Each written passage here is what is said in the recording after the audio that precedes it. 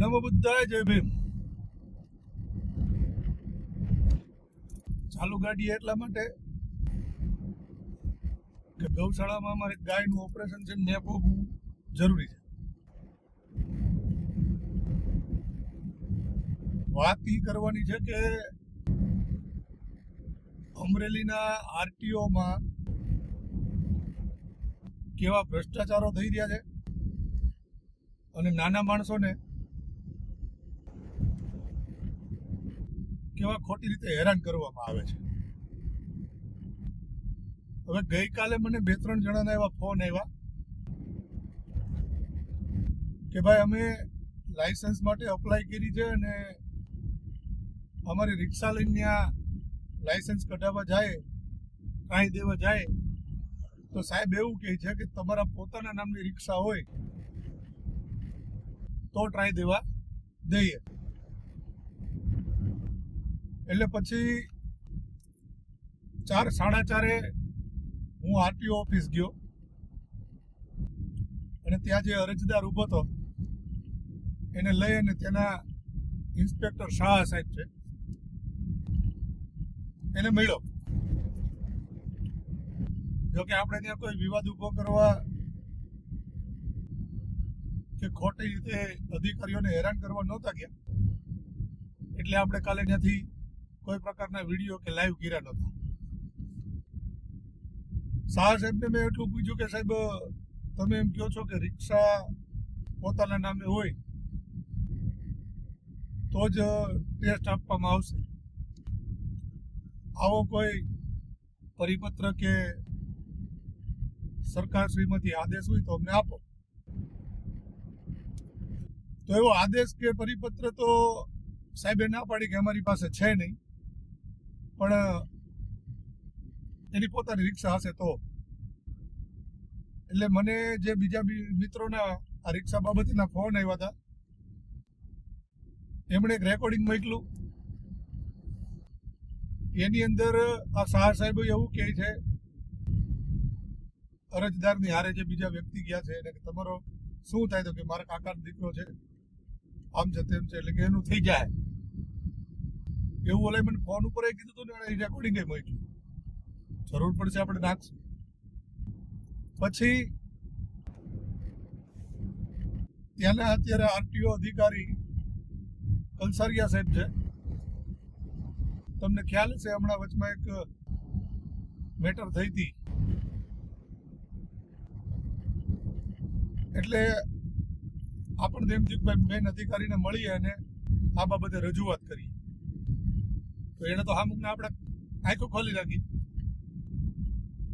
જ્યારે એની રજૂઆત કરવા માટે અધિકારીની ચેમ્બરમાં જવાનું થયું એટલે પહેલા તો પટ્ટાવાળાએ એવું કીધું કે મોબાઈલ અહીં બહાર મૂકતા જાઓ.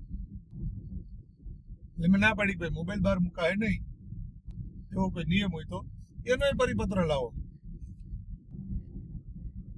તો એને કીધું કે ના ના ભાઈ અમે મૂકી દઈએ આમ તેમ. એટલે મેં પછી થોડીક કડકાઈથી કીધું કે એવો કોઈ નિયમ છે નહીં, બરાબર.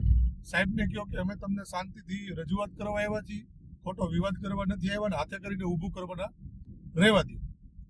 એટલે પછી સાહેબે અમને અંદર બોલાવ્યા ભેગું જ એટલું બોલ્યા, તમે કોણ છો ને તમને આ ભાઈ હું થાય, તમે હું લેવા આવ્યા છો, તમારે હું લેવા દેવા છે, ફલાણું પૂછડું ઢીકડું ઘણું.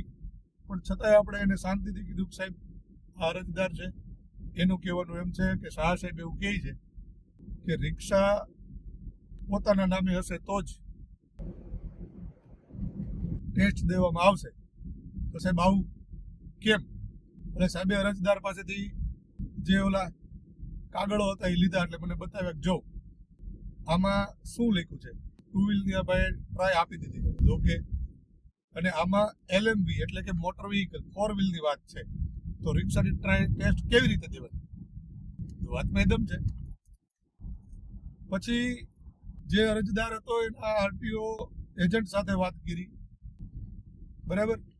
અને એજન્ટ સાથે વાત સાહેબની રૂબરૂમાં જ કરી. એને મેં કીધું કે આવું આવું કેમ તમે કર્યું? પણ ખબર હવે પછી પડી કે LMV માં રિક્ષા, ટ્રેક્ટર અને 4 વ્હીલ ત્રણેયને આવરી લેવામાં આવ્યા છે.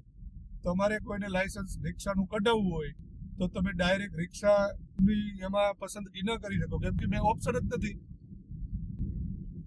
બરાબર? તો ઓપ્શન ન હોય તો પછી આ LMV જ કરાવવાનું રહ્યું. અને પછી રિક્ષાનો ટેસ્ટ લેવાનો. તો 4 વ્હીલના જ્યારે તમે ટેસ્ટ લ્યો છો ત્યારે તો તમે કોઈ નામે માંગતા નથી કે તારા નામની છે, કોની છે, હું છે, કઈ લેવા કઈ દેવા. કાલે મેં એ કીધું કે 4 વ્હીલમાં આવી રીતે તમે કરો છો તો કે એમાં ચાલે, તો એમાં કોઈ 4 વ્હીલ ચોરીને લઈ આવ્યું હોય અને એનો ટેસ્ટ દીધો હોય તો શું કરવાનું? પણ આ તો અધિકારી. બરાબર? એટલે મારે ન છૂટકે આ મેટરમાં એટલા માટે વાત કરવી પડે છે કે આ જે ટેસ્ટ લેવાના કાર્યક્રમો ચાલી રહ્યા છે ને એની અંદર 3500 રૂપિયા વ્યવસ્થિત તોડાવવામાં આવે છે, જેના પુરાવા પણ મને આજ મળ્યા છે. પછી ગાડીના દંડ આવ્યો હોય ને, દંડ, એમાં રોકડા પૈસા લઈ લેવાના અને 2,000 રૂપિયા માફ કરી દેવાના. આવા પણ કાંડ આવ્યા છે. બરાબર? આ બધું તો ઠીક છે, પણ શાહ સાહેબે જે એક RTO એજન્ટ છે એમની સાથે જે ચર્ચા કરી છે ને એમાં એ RTO એજન્ટ સાહેબની માથે જે આક્ષેપો કર્યા છે એમાં સાહેબ કાંઈ બોલી શકતા નથી, ખાલી જ કરે છે. જેની જરૂર પડે આપણી રેકોર્ડિંગ વાયરલ કરું છું. બરાબર? આ માત્ર એટલા માટે કહું છું કે સુધરી જાઓ, નિયમોને પાલન કરી અને જે યોગ્ય હાલે છે એ પ્રમાણે યોગ્ય કરો. તમારા અમરેલી સિવાય બીજા બધા RTOની અંદર રિક્ષાઓના ટેસ્ટ લેવામાં આવે છે, ટ્રેક્ટરના ટેસ્ટ લેવામાં આવે છે, અને કોઈ આ તમે કરો છો એવું કરતું નથી. તમે અહીંયા તમારા બાપુજીની ઘરની ધોરાજી ચલાવો છો એ નહીં ચાલે. બરાબર? રેતીના ટ્રેક્ટર જ્યારે પકડાય ને ત્યારે નહીં તો 35,000 રૂપિયાનો એનો દંડ થતો હશે, પણ એ દંડને 17,000માં પૂરો કરી લેવામાં આવે છે અને ટ્રેક્ટરો છોડી દેવામાં આવે છે. તો આવું કેવું? કેમ કે એ તો શું છે કે હપ્તા દેતા હોય ને, આવક રોકડી મળતી હોય, આ નાના માણસો બિચારા શું દે? બરાબર? એટલે કહેવાનું એવું છે કે આ વસ્તુ યોગ્ય નથી. અને બીજું કે સાંજના 5 વાગ્યા પછી તમે જે 10-15 RTO એજન્ટો તમારા મળતિયાઓને રાખ્યા છે એ તમને ડાયરેક્ટ મળવા આવે, એની હારે તમે બધી ચર્ચાઓ કરો, એના બધા કામ કરો. આ બીજાના કોઈના કામ થાય નહીં. બરાબર? અને કલસરિયા સાહેબ, તમને ખાસ કહેવાનું કે કોઈ પણ અરજદાર તમારી ઓફિસની અંદર આવે ને તમે સીધા જ મંડો છો ને બોલવા, હું છે, આમ છે, તેમ છે, ફલાણું છે, પૂછડું છે. તમે કાલે મને એમ કહેતા હતા કે હું આ દેશનો નાગરિક છું અને હું અધિકારી છું, તમને જેટલા હક છે, જેટલા અધિકારો છે એ બધા મને હક અધિકારો છે.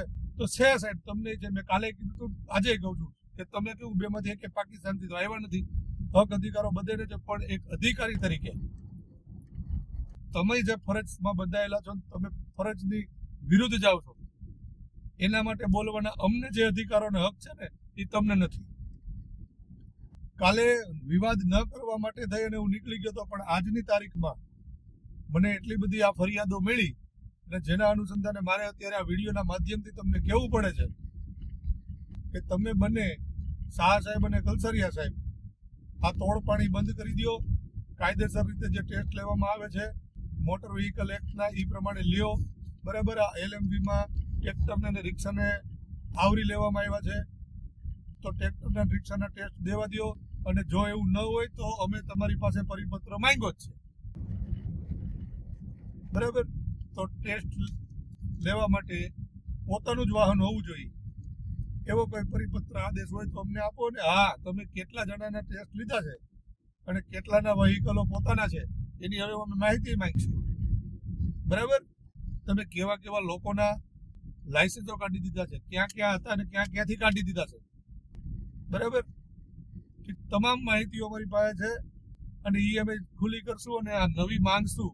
અને નવી માંગ્યા પછી આ સાથે જોડી અને અમે તમને કહીશું કે હવે અમને કયો કે આમાં તમે કેટલા સીધા, સારા અને પ્રામાણિક રીતે કાયદાનું પાલન કરાવી અને તમે RTOની અંદર નોકરીઓ કરો છો.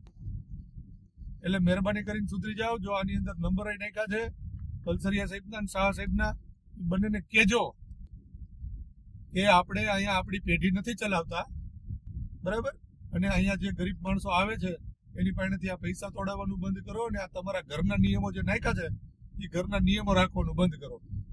અને આ વિડીયોના માધ્યમથી હું અધિકારીઓ અને પ્રશાસનને પણ કહેવા માંગુ છું કે આવા લોકો, આવા તમારા મૂકેલા અધિકારીઓ કારણ વગરના ખોટી રીતે નાના માણસોને હેરાન કરી રહ્યા છે, એની પાસેથી તોડ કરી રહ્યા છે અને ન હોય એવા નિયમો બનાવી અને ખોટા લોકોને હેરાન કરી રહ્યા છે. આની ઉપર કાયદેસરની કાર્યવાહી કરી અને કડક પગલાં લ્યો, અને ત્યાં પછી અમારે ન છૂટકે આ બધીની સામે આવવું પડશે. આટલું યાદ રાખજો.